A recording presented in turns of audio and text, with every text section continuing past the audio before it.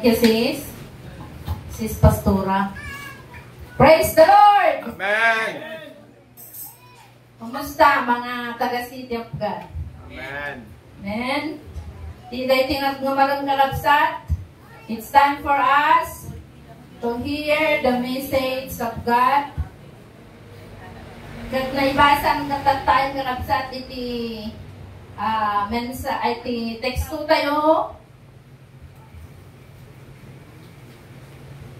Ako'y magkukwento na may kwenta. Amen. Hanggang istorya tayo kalabsat iti day tingal daw. Hanggang maturuguan. Iti mensahe iti day tingal malam. Pauluak kasto iti panagkunana. The changing facts about our Lord Jesus Christ. Saan nga panagbalbali yung kinapudno may papankan Kristo. Amen. Kung na di Tagalog, ang hindi nagbabago na katotohanan tungkol kay Kristo Jesus. Sino ba si Kristo sa ating buhay, mga kapatid? Dito sa kwento na binasa mula sa aklat ng Mateo, mga kapatid, di kanta kunana day ubing, 5 nga tinapay, kandwa nga ikan, intugot di ubing.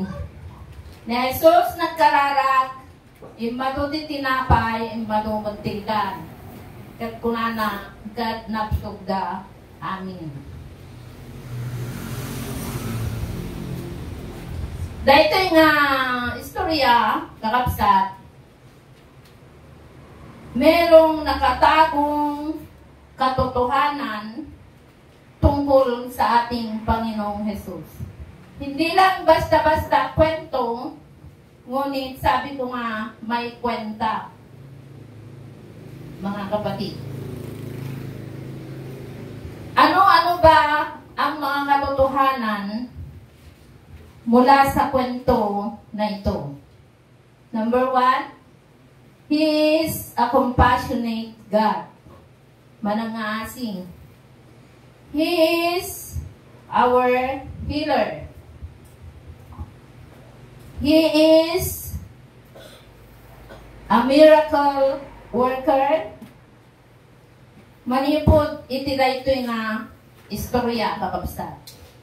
Ato dagiti kababalin ni Apo Jesus kakabsat. Ngam ag-focus tayo iti dayto nga kwento, may papan iti panagpakan na iti 5,000 nga katao maliban lang sa mga babae at sa mga bata.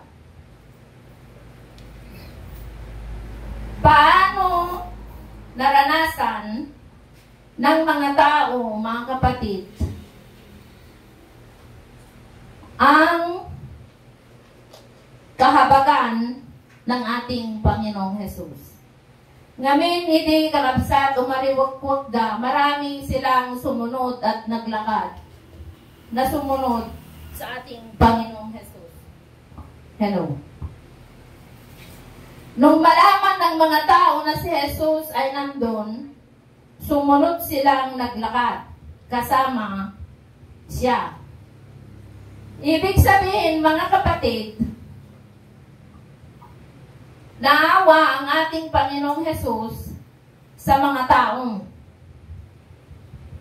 Kasi, rumabing kakapsat. Kat adadapay lang ang sumursurot kan tiyanguana. Nga, handa nga makapanaw. Ano kaya ang meron? Ano kaya ang meron?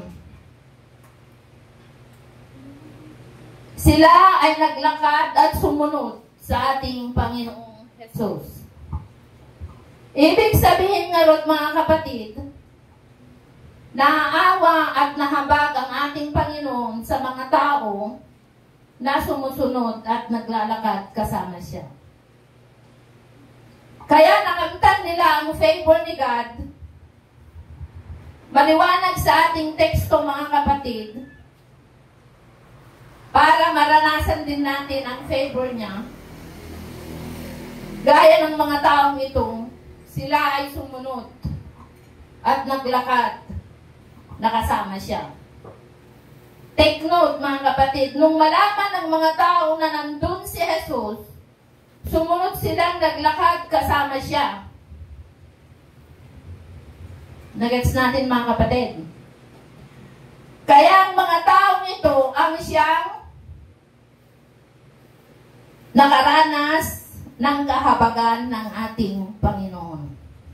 Ang mga taong ito ang siyang nakaranas ng pagkahabag ng Panginoon. At ang mga may sakit ay kanyang pinagaling.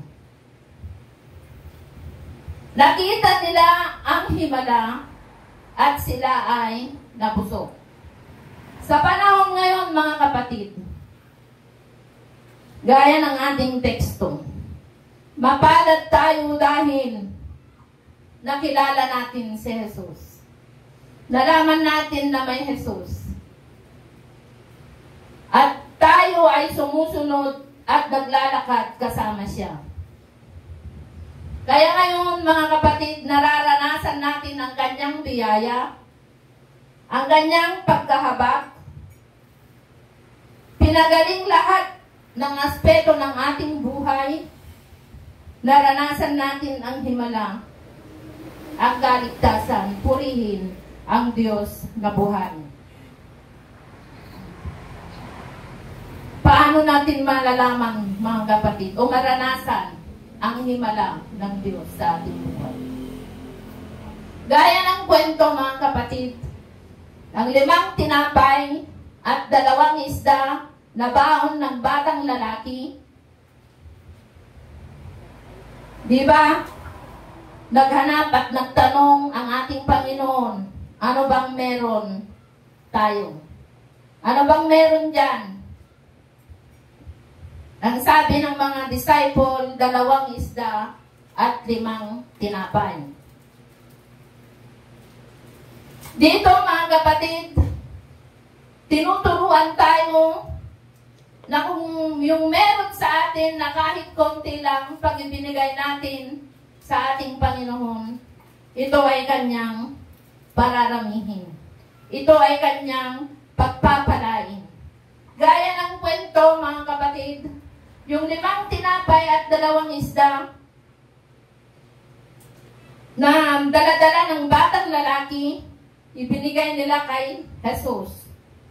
At ito ay tumingala sa langit ang ating Panginoong Jesus. Ibig sabihin, pinanalangin niya. Alam niyo ang nangyari, mga kapatid? Wow!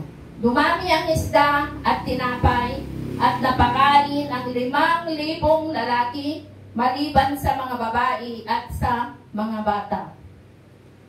Pero bakit kaya, mga kapatid? Bakit kaya nagtanong pa ang ating Panginoong Jesus na kung anong meron na baon? Di ba? Dito para maipahayag ang kanyang kapangyarihan.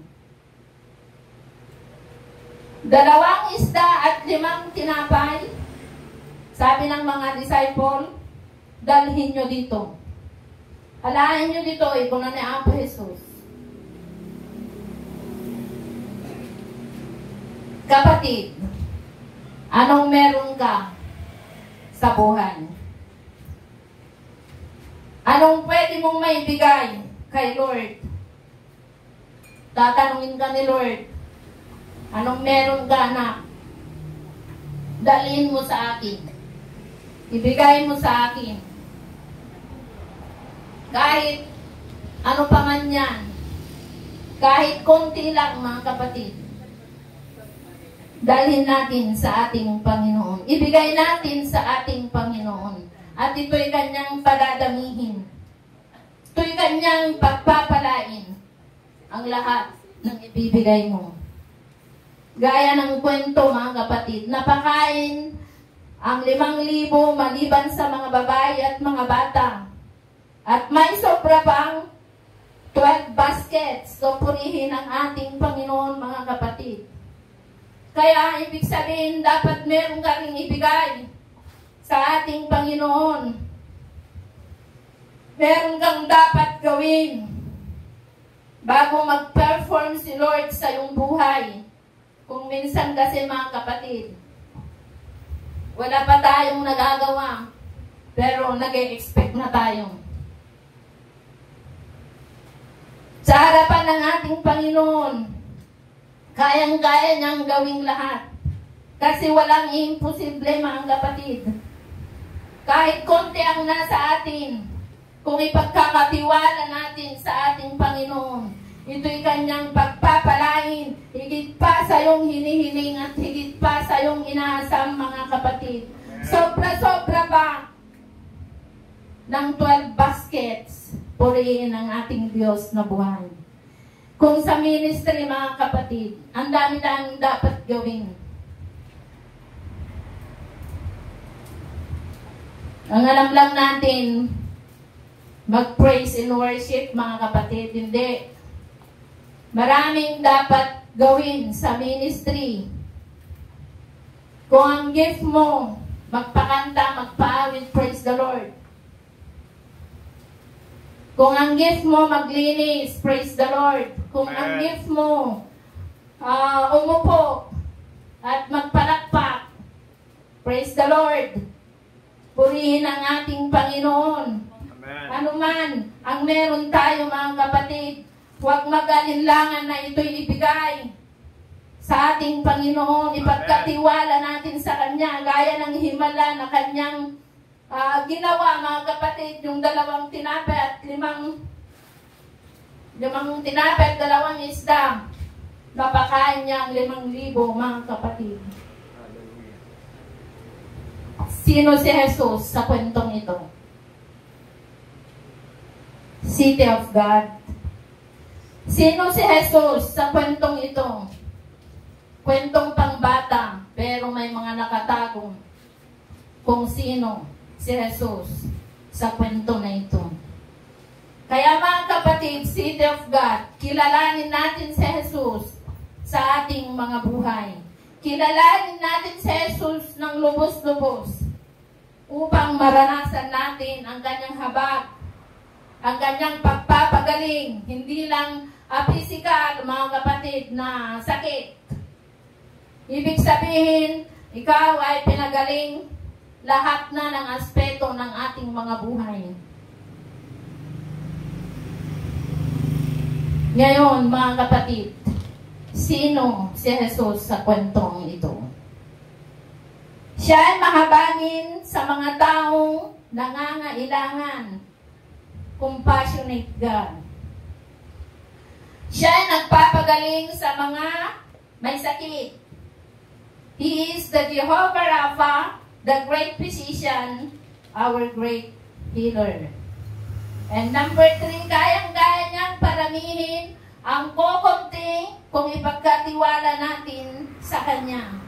Siya ay miracle worker. Kaya para maranasan natin mga kapatid, ang mga ito, anong sabi niya kanina? Maglakad kasama si Jesus, sumunod. Hindi yung sarili mo ang sundin mo, sumunod sa kalooban ng ating Panginoon. Amen. Amen. Magbigay kung anong meron ka. Magbigay ng iyong treasure, ng iyong time at ng iyong talent. Purihin ang ating Diyos.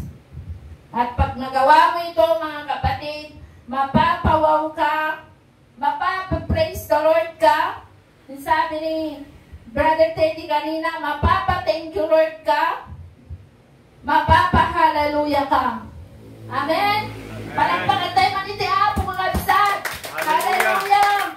Hallelujah! Hallelujah! Salamat sa kwentong ito mga kapatid, dahil may mga nakatago pala patunggol sa ating Panginoon. Amen? Siya ay mahabagin, number 1. Siya ay nagpapagaling at siya ay gumagawa ng himala. Purihin ang ating Panginoon Madaylayaw iti apo kakabsat, dagitoy dagiti sasaw iti apo, kakabsat amok nga nakanayon manon, manipod ka dagiti panakamu tayo, dahil Diyos nga pinati tayo, dahil Diyos nga iso nga nangayap, iti tunggal may sa kada tayo, dahil Diyos nga nangayayat, hanggang na ito nang idumdum, mga kakabsatan yaman dagiti sitwasyon, iti kasasad, iti panagbiag, hanggang nang idumdum, iti apo, ng pantay-pantay kakabsat, ngayayatan na iti tunggal may sa kada tayo, agsipot ka manangasin ni Apo Diyos, kanagpalaing kadagiti-suanin nga masakit tayo. Hallelujah, purihin ang ating Panginoon. Hallelujah. Ay, bak ni Sister Maribeth, kakabsat, kantaan gay, you are beautiful.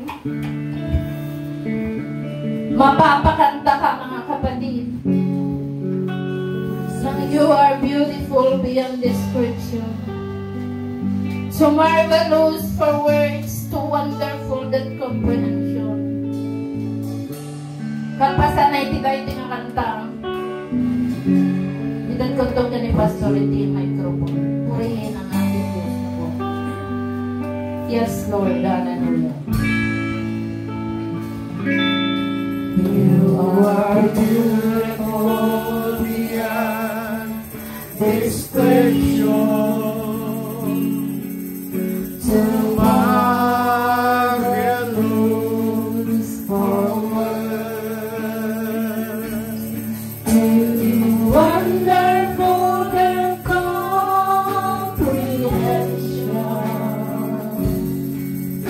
Like nothing ever seen on earth. Who can grasp your infinite wisdom? Who can fathom the depths of your love? You are beautiful beyond description. Majesty enthroned above. Lord, I stand in awe of you. Lord, I stand in awe of you. Holy God, to whom all praise is due, I stand in awe of you. You are beautiful beyond description.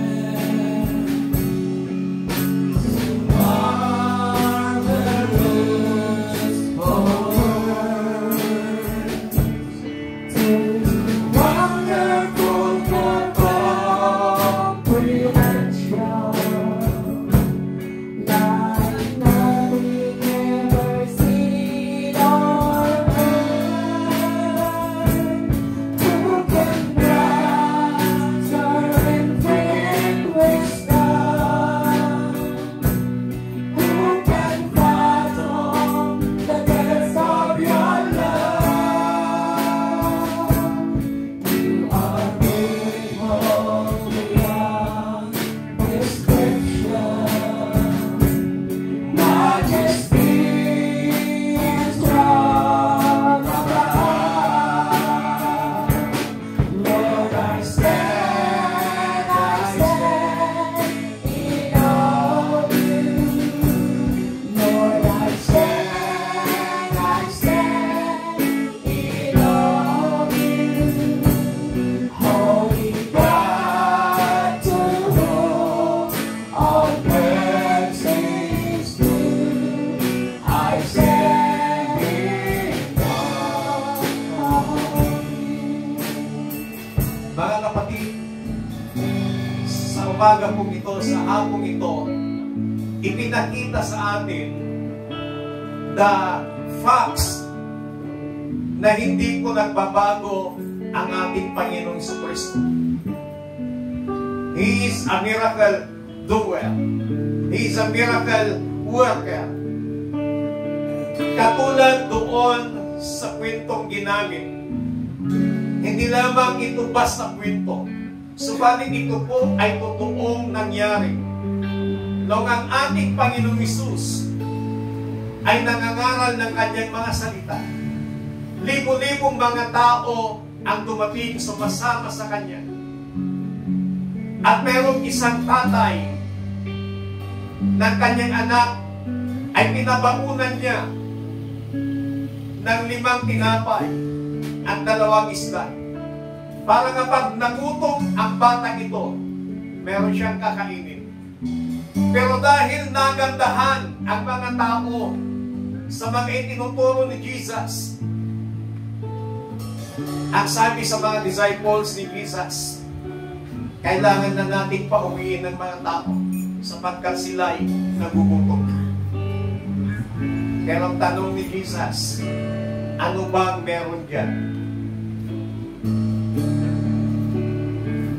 Nakita nila ang baon ng bata. Kaya sabi ng mga disciples ni Jesus, Panginoon, meron pong 5 tinapay dito at 2 isda. Alam niyo ho, yung bata, hindi niya ipinagkain. Kahit kakainin na lamang sana niya. Pero dahil hiningi ni Jesus, ibinigay ito ng bata ng buong puso. At dahil ibinigay ng bata ito ang bagay na meron siya, the Bible says, napakain ang 5,000 tao, maliban pa sa mga babae at mga bata na kasama doon. At may natira pa 12 basket na hindi ko nagalaw. Saan po nanggaling ang pinagpakain sa 5,000 katao? Doon po sa 5 tinapay at 2 isda. Kapatid, sa hapong ito, gusto mo ba humihingi ka ng miracle sa Panginoon? Nagnanais ka na makaranas ng kapangyarihan ng Panginoon? But the challenge is, are you willing to give your life to Jesus? Are you willing to give sa anumang bagay na meron ka? Yung bata, hindi niya inisip kung anong kakainin niya. Ibinigay lamang niya yung 5 tinapay at 2 isda. Kapatid, marahil wala kang 5 tinapay, marahil wala kang 2 isda, marahil ang meron lang sa'yo ngayon 5 piso, 10 piso, 50, 100, umasigit pa doon. Ang inihiling ng Panginoon, kung ipagkakalog mo ito sa Diyos, hindi ka pagkukulangin ng Panginoon. Subukan natin ang Diyos. The Bible says, test me of this. Subukan niyo ako sa ganito. Kapatid, ang Diyos sinahamon niya tayo. Subukan natin siya. Like the life of that child na hindi niya ipinagkain yung 5 tinapay at 2 isda. Ang Diyos gumawa ng miracle. Kapatid, napapakinggan ko ang inyong mga pinapakutuhong na pati kayo nagugulat. Pati ang mga doktor na tumitingin sa inyong mga kalusugan, nagugulat sila. Why? Dahil may ginagawa ang Diyos sa buhay mo. Kapatid, sa hapong ito, hindi pa tapos ang Panginoon sa buhay mo. Meron pa siyang gustong gawin sa buhay mo. Kaya lang hindi niya maitutong ang gagawin niya sa buhay mo kung hindi mo rin itutulong ibigay sa Diyos ang buhay mo sa Kanya. Kaya kung gusto mong makaranas ng tudong-tudong miracle, tudong-tudong kapangyarihan ng Panginoon, tudong-tudong pagpapala ng Panginoon, kapatid, huwag kang magdamot para sa Panginoon. Hallelujah. Oh, we praise you, Jesus. Oh, Jesus. Oh, hallelujah. Hallelujah. Oh, we glorify thy name. Hallelujah.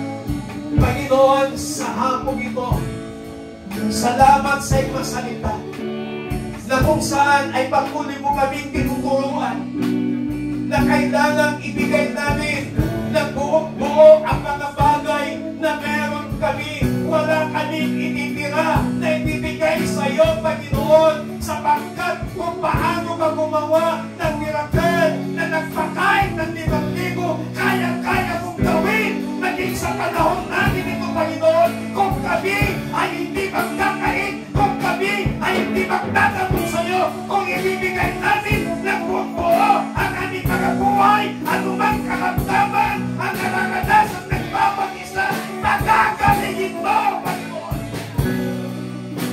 Sinigulan mo na sa buhay ng aming mga kapatid na emig na tungtong ayon sa patotoo ng aming kapatid, nagugulat sila sa mga test na ginagawa sa kanya, nagugulat sila, Panginoon.